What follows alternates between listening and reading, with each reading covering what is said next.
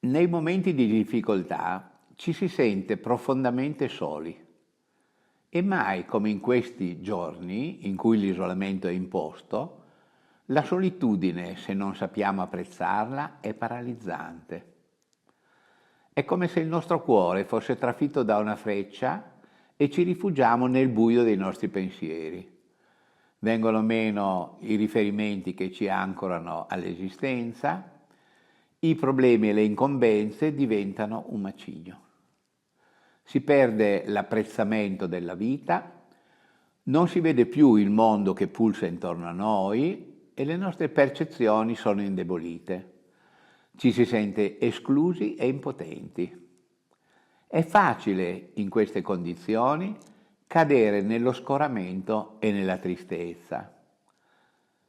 Siamo feriti dalla pena prodotta dai vari tipi di sofferenza. Questa epidemia ci ha fatto sentire il dolore e lo smarrimento della solitudine e ci ha messo alla prova di fronte a un fenomeno che fa parte della natura stessa dell'esistenza.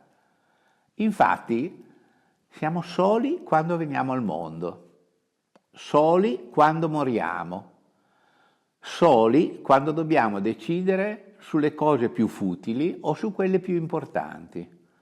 Siamo soli davanti al computer, quando guardiamo la televisione, quando leggiamo un libro, quando ci perdiamo nello splendore di un alba o di un tramonto. E io direi anche quando dialoghiamo al telefono con gli amici, non ci rendiamo conto che il nostro vero amico è il cellulare, senza il quale ci sentiamo persi. Ma se riusciamo a viverla bene, la solitudine si rivela una grande maestra. Nella solitudine siamo spinti a vivere principalmente due tipi di condizione mentale. Uno, possiamo farci prendere dalla tristezza o dal rancore, alimentando le fissazioni e i fantasmi della nostra disperazione. Oppure due, con spirito placato, quindi con calma, dedicarci alla riflessione o, meglio ancora, alla meditazione.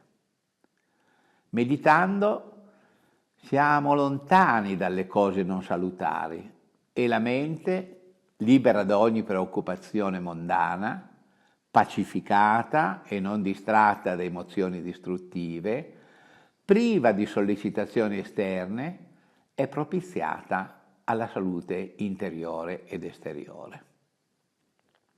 Quando siamo soli, non c'è nessuno che ci tormenta con le sue critiche, nessuno che si lamenta, nessuno che ci può recare dolore o che provoca interazioni di qualunque genere. Quindi questa è una cosa da tenere ben presente. Dalla solitudine può nascere di tutto.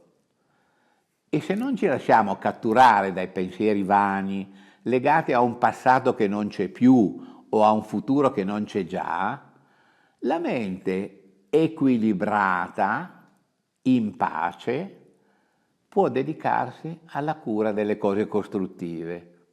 Ad esempio, riflettere sulla miseria dei vari aspetti dell'egoismo nostro e degli altri. Comprendere che siamo tutti uguali nel voler essere felici e non voler soffrire. Sentire il dolore di chi è solo, proprio come noi, ma si crede più solo di noi. Dovremmo imparare a vedere la solitudine non come una condizione afflittiva, ma come mezzo per valorizzare le nostre qualità fondamentali e, in pratica, le qualità fondamentali della vita. La solitudine, naturalmente, rende più sensibili ed è un potente strumento di purificazione, a condizione che sappiamo rifugiarci nel silenzio, con piena presenza e grande apertura d'animo, senza attese né preconcetti, nella consapevolezza che è una condizione transitoria.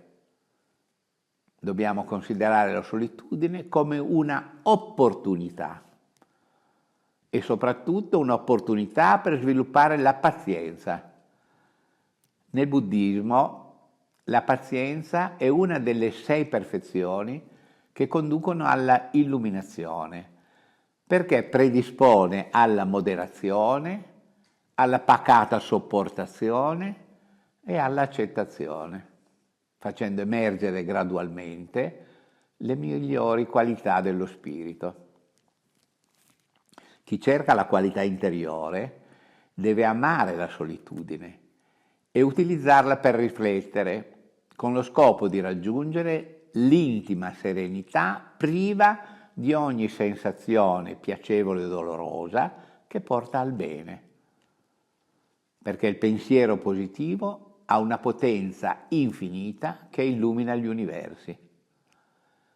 Nel Dhammapada si dice che gustando il sapore della solitudine e il sapore della pace ci si libera dal dolore, perché non cadiamo vittime dei demoni interiori.